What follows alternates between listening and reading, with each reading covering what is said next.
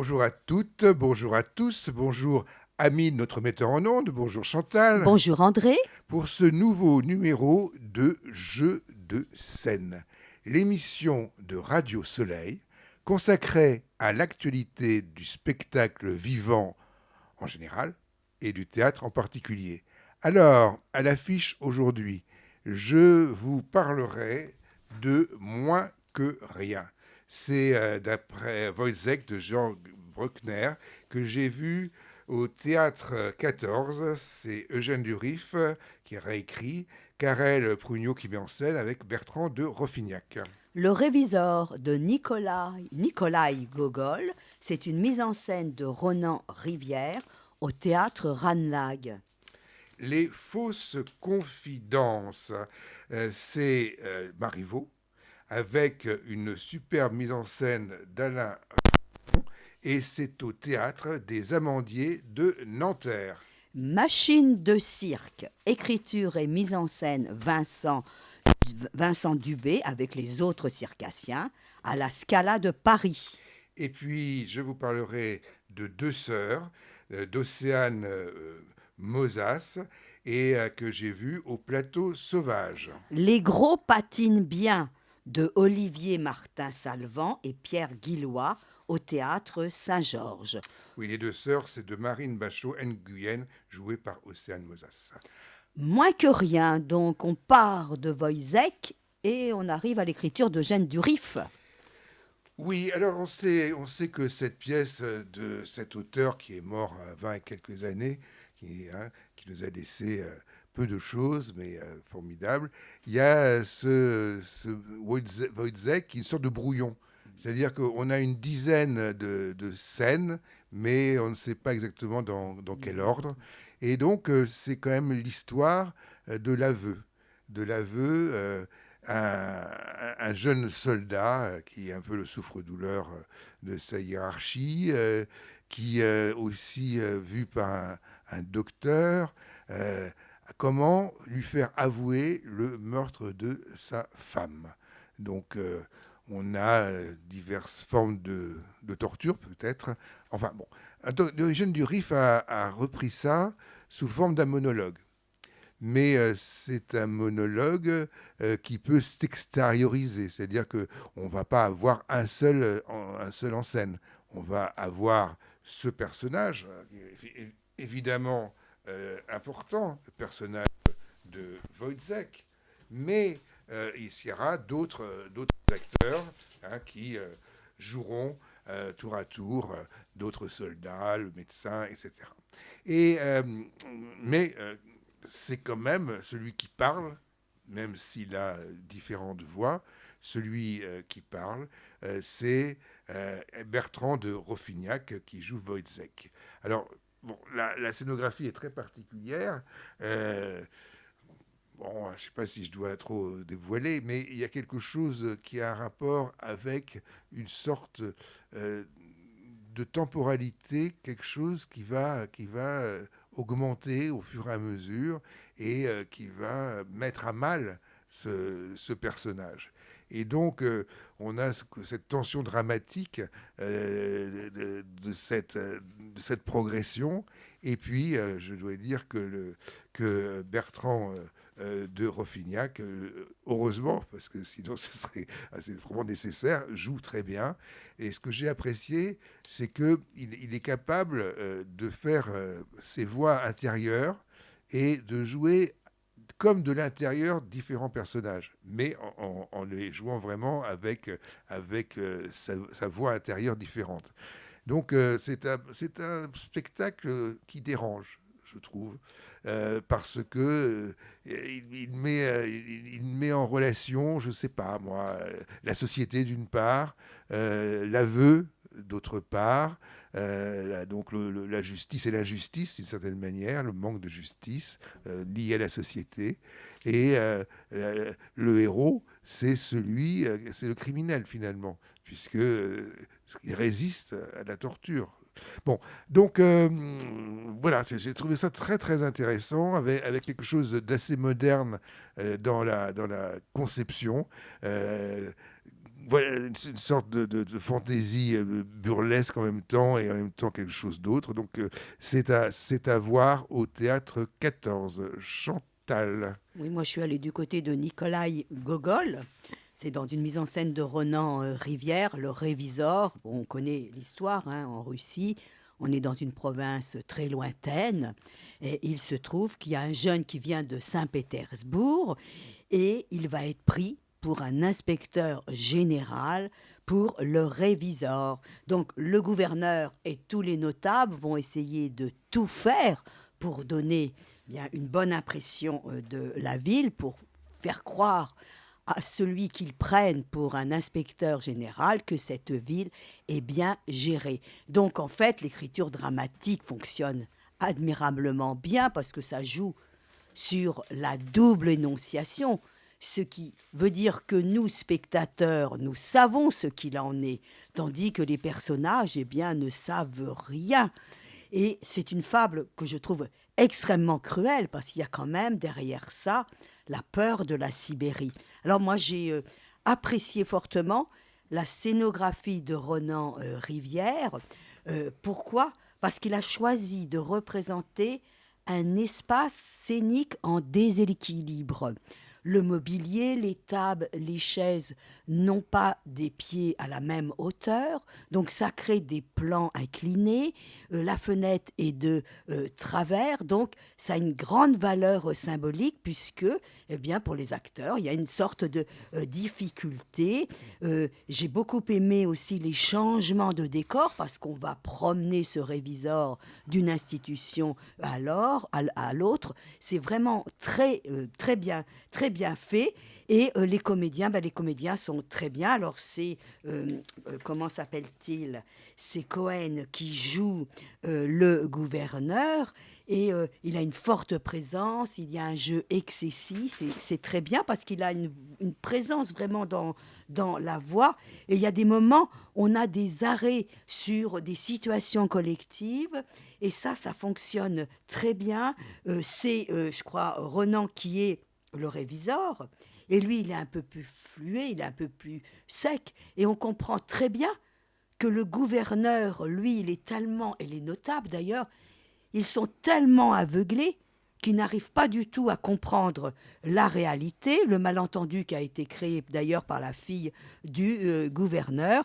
Ils sont empêtrés dans leur volonté de bien faire et de cacher, bien sûr, vous l'avez deviné, les compromissions. Et il y a une grande satire eh bien, sur l'hypocrisie, une satire sur les fonctionnaires. Il y en a deux d'ailleurs qui portent des noms homonymes. C'est un très beau travail et un spectacle complet parce que le valet Yossip va être celui aussi qui est au piano. C'est en alternance avec le journal d'un fou au théâtre Ranelagh et le réviseur se donne le vendredi à 19h et le dimanche à 15h jusqu'au 12 janvier.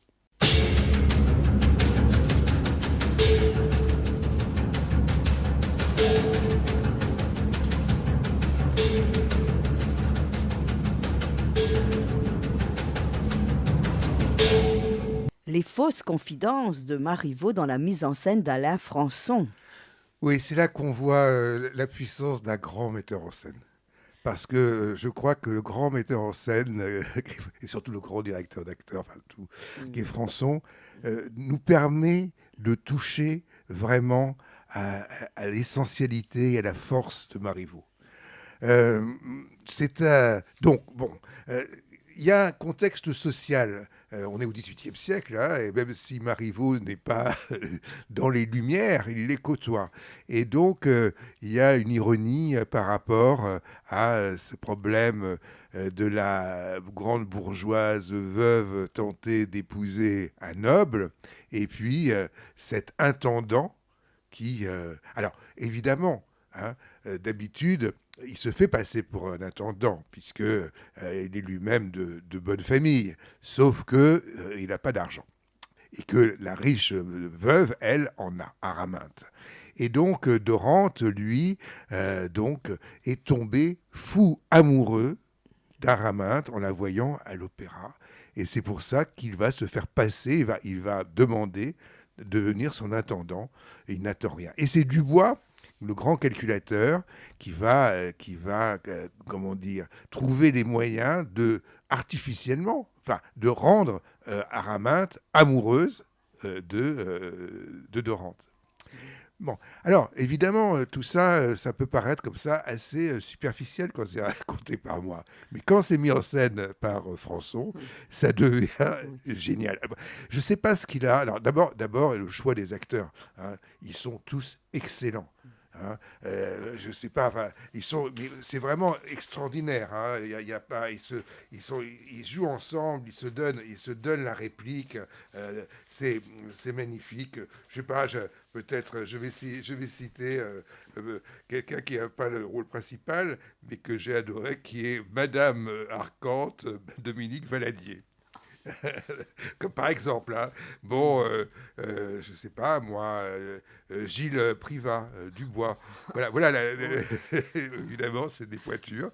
Et puis, là, cette façon d'être dirigé, mais je dirais même la façon dont il se déplace sur scène. Mais pas seulement dont il se déplace, mais dont ils sont les uns par rapport aux autres. Juste ce travail de précision. Le placement sur la placement scène. sur la scène. Là, on se rend compte à quel point c'est important et comment François arrive à faire ça. Donc, moi, j'ai vraiment, je conseille d'aller voir ce spectacle parce que Marivaux, c'est quand même pas rien. Et quand on l'a comme ça, de façon géniale par Alain Françon, c'est formidable. C'est au Théâtre des Amandiers de Nanterre. Et je crois que ça dure quand même un Jusqu'au certain temps. 21, jusqu'à Noël. Alors profitez-en, allez voir ces fausses confidences. Chantal, tu vas nous parler de Machine de cirque. Ah, j'aime beaucoup cette compagnie qui vient de Québec. La compagnie a été fondée en 2013. Donc j'ai un grand plaisir toujours à les revoir. Alors là, leur terrain de jeu, hein, circassien, c'est quoi? C'est un grand échafaudage avec différents étages, je crois 3, et des plateaux roulant à tous les niveaux. Et il faut les voir grimper, glisser sur les poteaux comme si c'était des mâts chinois.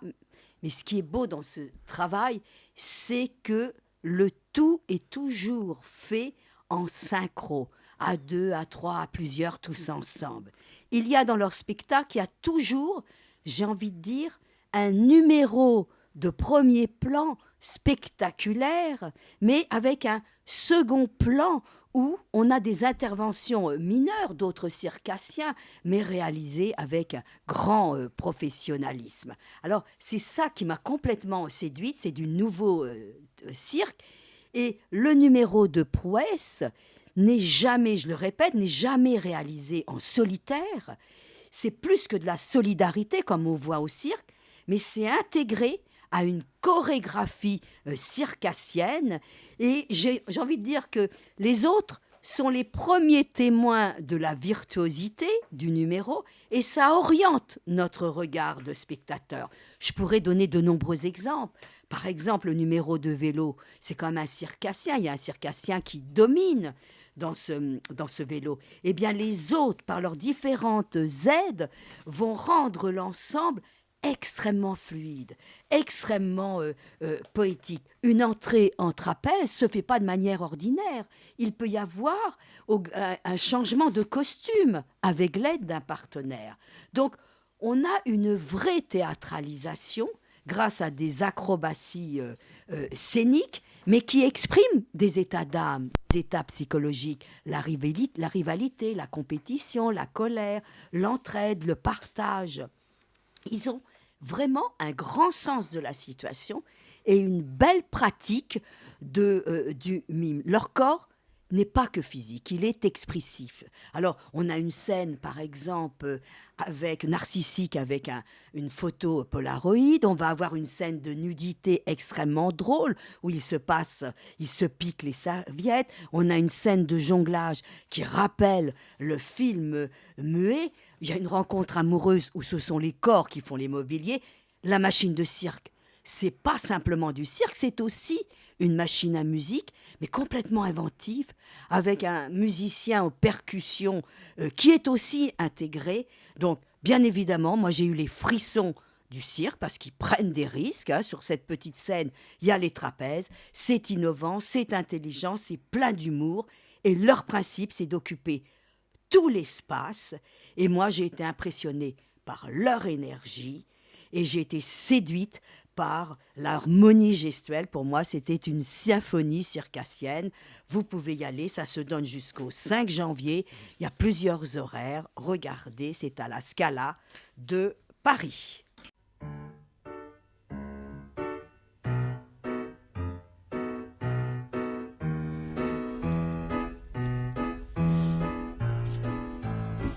Deux sœurs de Marine Bachelot Nguyen avec Océane Mosas au plateau sauvage. Oui, alors bon, ça tient vraiment à la qualité d'Océane Mosas comme interprète, mais aussi, je dirais, à l'intelligence du texte de Marine Bachelot Nguyen.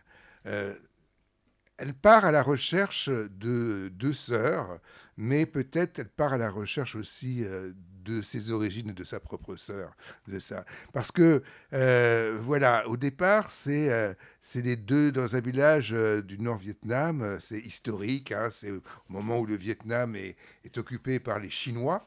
Et ces deux sœurs vont à elles deux, toutes seules pratiquement, enfin, comme Jeanne d'Arc ensuite pour les Anglais, elles vont réussir à mettre ces Chinois dehors. Et d'ailleurs, quand on y pense bien, c'est vrai que la résistance, que ce soit celle contre les Français ou contre les Américains, les femmes au Vietnam ont tenu un rôle absolument incroyable dans ces mouvements-là. Mais là, mais alors ce qui est intéressant, c'est que il y a aussi ce personnage qu'on voit chercher des choses sur ces deux sœurs historiquement. Elle est aussi quelque part à la recherche. Elle est hantée par sa mère qui vient de disparaître, qui est vietnamienne. Hein, elle est de père européen et de mère vietnamienne. Et donc, elle a la sœur de sa tante qui est encore qui est restée au Vietnam. Et donc on a d'une façon qui est pas du tout lourde, pas du tout hein, quelque chose qui est très important, je trouve qu'on ne sent pas assez et qui est pourtant présent, c'est cette relation qu'on a avec ses origines. Hein, et surtout quand ces origines sont diverses, variées et plus ou moins mélangées. Et donc, c'est cette familiarité qui n'existe pas, mais qui existe quand même, ce contact que l'on a avec une autre culture, dont on ne possède pas vraiment la langue, ou à moitié, hein, cette manière dont on est en relation avec une part de soi qui n'est pas vraiment là, qui est un peu dans l'absence, on est soi-même absent à soi dans une partie de soi-même. C'est cette chose-là que je trouvais dramatiquement très bien rendue par ces deux sœurs que vous pouvez voir donc au théâtre des Plateaux Sauvages. Chantal. Les gros patinent bien. Les gros patinent bien Oui, les gros. Et les grosses non, ça... Non, c'est les gros, Ah, là. non, Les gros pas, et pas, un maigre, on la verra. mode. Bon, les gros patinent bien, donc ça se donne jusqu'au 31-12 au théâtre Saint-Georges. Ça a eu le Molière 2022, hein, du meilleur spectacle. Je ne l'avais pas vu, j'ai voulu justement vérifier combien c'était original. Donc une histoire d'un héros narrateur qui raconte son périple, sa grande aventure, de l'Islande à l'Espagne en passant par la Bretagne et la Grande-Bretagne.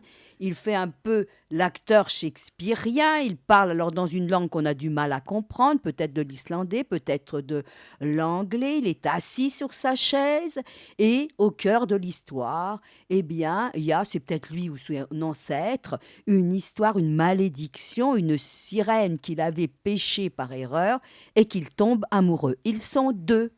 Et il y a l'autre, et l'autre c'est son assistant, c'est son factotum, c'est son, j'ai envie de dire, son régisseur, c'est l'acteur. Il est très maigre, il est avec un bonnet de bain et un maillot de bain. Et il est, on va voir un petit peu plus loin, qu'il est un grand manipulateur d'affichettes. Mais il a un talent d'imitation. Donc il peut faire, puisque c'est un voyage maritime avec de grandes péripéties, il peut tout imiter. Tout le bestiaire maritime, la grue cendrée, la morue, il fait toutes sortes d'animaux, les moutons du Shetland.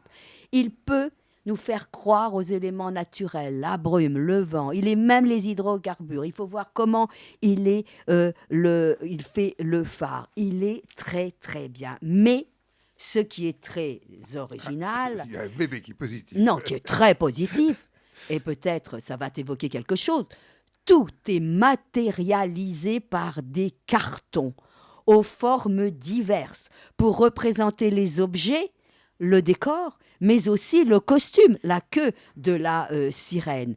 Et tout est désigné, explicité par la présentation des mots sur des cartons.